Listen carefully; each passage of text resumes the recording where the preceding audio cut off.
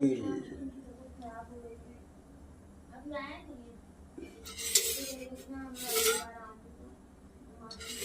डालने की बनाएंगे तुरई।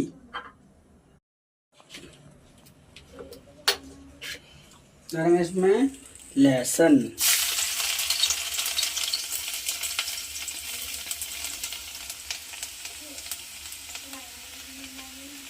हरी मिर्ची, डालेंगे प्याज।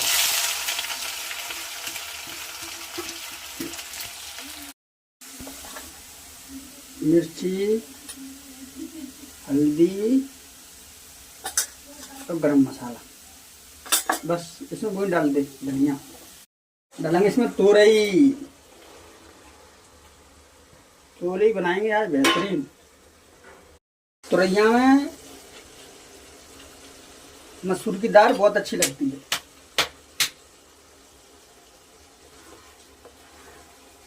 डालेंगे इसमें टमाटर। ऐसे मैंने ऊपर से डाले टमाटर, वैसे मैं मसाले में डाल देता हूँ। ऊपर से डाल दी मैंने ऊपर से। चिकन मसाला,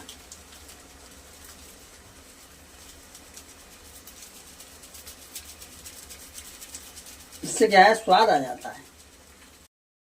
डालेंगे इसमें धनिया,